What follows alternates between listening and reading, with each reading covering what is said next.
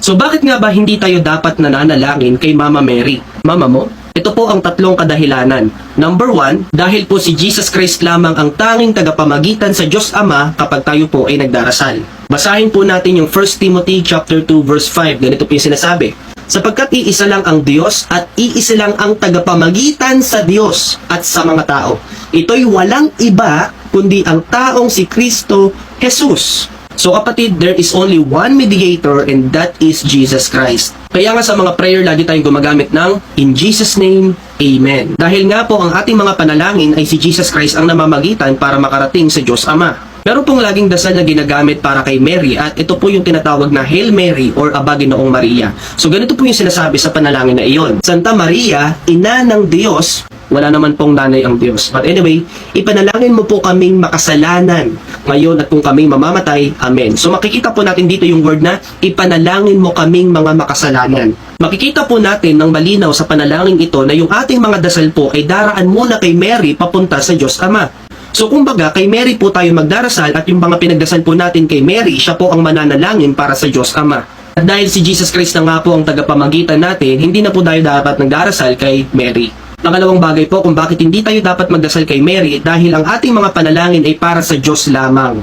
In the book of Matthew chapter 6 verse 9, tinuruan po tayo mismo ng ating Panginoong Jesus sa Biblia na tayo po ay direkta ng manalangin sa Diyos Ama. Mababasa po natin sa Matthew chapter 6 verse 9 na sinabing ganon, Ama namin, o kaya naman po sa English, Our Father. So ang tanong ko lang naman sino ba kasi ang nag-imbento talaga ng Hail Mary na prayer? O kaya naman sa Tagalog yung Aba Ginoong Maria. Biblical ba yun? Wala kasi ako nabasa sa Bible na may ganong klaseng prayer, yung Hail Mary or Aba Ginoong Maria. So kung hindi ito biblical, malamang tao na naman ang nag-imbento ng ganong klaseng panalangin. So ano ba talaga ang dapat nating masundin na panalangin? Yung tinuro ba ng tao na hindi naman biblical na Hail Mary or Aba Ginoong Maria, o yung panalangin na nasa Biblia sa Matthew chapter 6 verse 9 na si Jesus Christ mismo ang nagturo? Again, tayo po'y manalangin direkta sa Ama, huwag po kay Maria.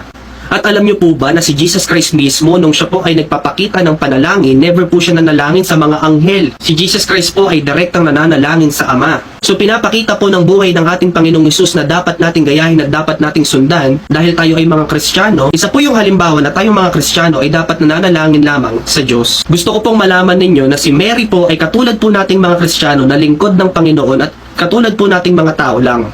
Alam niyo, naisip ko lang kung sakaling nabubuhay si Mary at meron siyang pagkakataon na susuwayin tayo, malamang papagalitan niya tayo at sasabihin niya na huwag kayo magdasal sa akin. At sasabihin po ni Mary sa atin na siya'y tao lamang katulad natin at hindi po tayo nagdarasal sa kanya at tayo magdasal sa nag-iisang Diyos lamang. So ito po yung pangatlong bagay kung bakit hindi po tayo dapat magdasal kay Mary ay dahil si Mary ay hindi nakakarinig ng ating mga panalangin. Why? Because nasa langit na po siya. Kagaya nga po na sinabi ko kanina na si Mary ay tao lamang, alam niyo po ba sa Biblia kapag ang isang tao ay namatay na, wala na po siyang nalalaman o kaugnayan dito sa lupa at sa mga taong nabubuhay pa. Basahin po natin yung mga ngaral chapter 5 verse 6. Sinabi pong ganun dito, alam ng buhay na tao na mamamatay siya. Pero ang patay ay walang nalalaman. Wala na rin siyang gantimpalang matatanggap at makakalimutan na. Ang pag-ibig nila, puot at inggit noong nabubuhay pa ay wala na. At wala na rin siyang malay sa lahat ng nangyayari dito sa mundo. And that's the reason why kung bakit hindi na tayo dapat manalangin sa Kanya. Wala po itong pinagkaiba sa kinakausap natin yung taong patay na.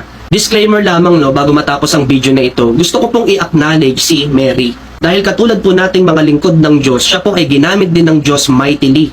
Ang video po na ito ay hindi para bastusin si Mary, kundi paalala lamang sa bawat isa na hindi po tayo dapat nagdarasal kay Mary. Nirerespeto po siya bilang isang tao at ginamit ng Diyos para ipanganak yung physical na katawan ng ating Panginoong Hesus. Yun lamang, I hope na may natutunan po kayo. Sana po ay maibahagi natin ang video na ito nang sa gayon marami pong makaunawa sa Biblia at katotohanan na hindi po tayo dapat nagdarasal kay Maria. Yun lamang, Shalom everyone, peace.